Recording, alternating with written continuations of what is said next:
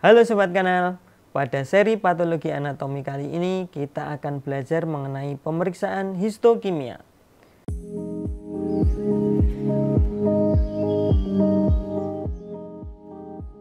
Mungkin sebagian dari teman-teman sudah mengetahui bahwa jika jaringan diperiksa di bawah mikroskop akan terlihat transparan sehingga akan sulit diidentifikasi dan dianalisis. Oleh karena itu, diciptakanlah metode untuk mewarnai sel dan jaringan. Salah satunya adalah pewarnaan histokimia. Pewarnaan histokimia memvisualisasi komponen spesifik dalam jaringan atau sel menggunakan reagen kimia berupa zat pewarna yang bereaksi selektif dengan struktur atau zat tertentu. Reaksi ini menghasilkan perubahan warna yang membantu dokter mengungkap informasi penting tentang struktur, fungsi sel, dan perubahan jaringan terkait penyakit. Mari kita simak beberapa contoh pewarnaan histokimia. Yang pertama adalah Charcot-Gomory Methenamine Silver atau disingkat dengan GMS. GMS adalah pewarnaan histokimia yang mewarnai polisakarida dalam dinding sel jamur menjadi berwarna hitam. Namun GMS juga dapat mewarnai beberapa organisme non-jamur seperti bakteri, Mycobacteria, Strongyloides, dan inklusi virus. Pewarnaan ini digunakan jika ada kecurigaan adanya infeksi jamur pada pemeriksaan histopatologi atau sitopatologi berupa gambaran radang granulomatosa supuratif. Meskipun dapat mendeteksi jamur dengan baik, GMS tidak bisa mendeteksi spesies jamur secara pasti. Untuk menetapkan spesies diperlukan pemeriksaan kultur jamur atau pemeriksaan molekuler, misalnya PCR. Hasil pewarnaan GMS dapat dilihat pada gambar berikut ini. Pada kasus histoplasmosis, komponen jamur tampak bulat hitam seperti ini dengan pengecatan Charcot-Gomory Methenamine Silver atau GMS. Contoh kedua adalah pewarnaan periodic acid shift atau disingkat PAS.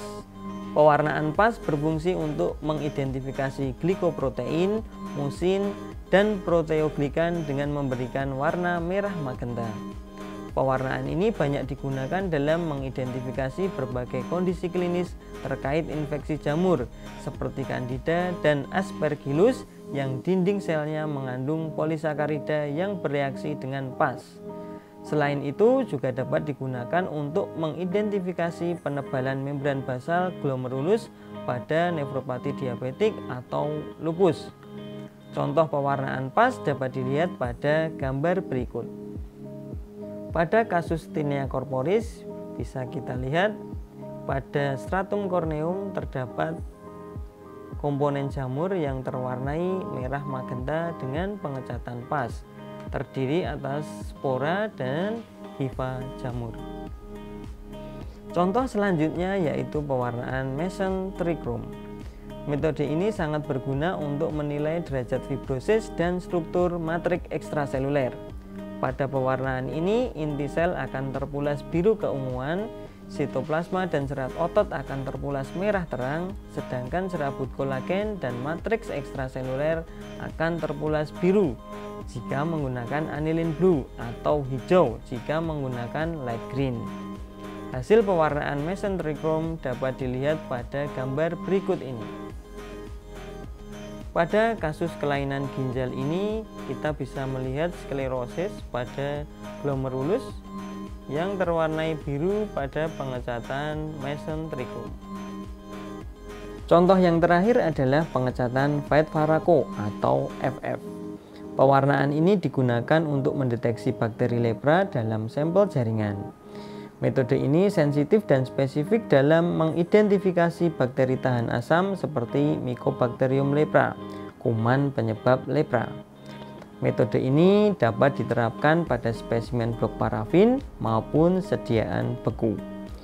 Berikut merupakan contoh hasil pewarnaan Faeth-Faraco. Pada kasus lepra ini bisa kita lihat banyak sekali bakteri tahan asam yang berwarna merah, berbentuk batang, pada pengecatan fat Faraco hingga membentuk globus. Sebenarnya banyak sekali contoh pewarnaan histokimia yang lain, misalnya pewarnaan Gram untuk membedakan jenis bakteri, Giemsa untuk mengidentifikasi nukleus dan kromosom, Oil Red O untuk mengidentifikasi lemak dalam sediaan jaringan potong beku, dan lain sebagainya. Namun karena keterbatasan waktu, kita tidak bahas di sini. Video ini sebatas video pengenalan saja terkait pewarnaan histokimia. Terima kasih telah menyaksikan video pembelajaran kami tentang patologi anatomik. Semoga bermanfaat dan sampai jumpa pada seri patologi anatomik berikutnya.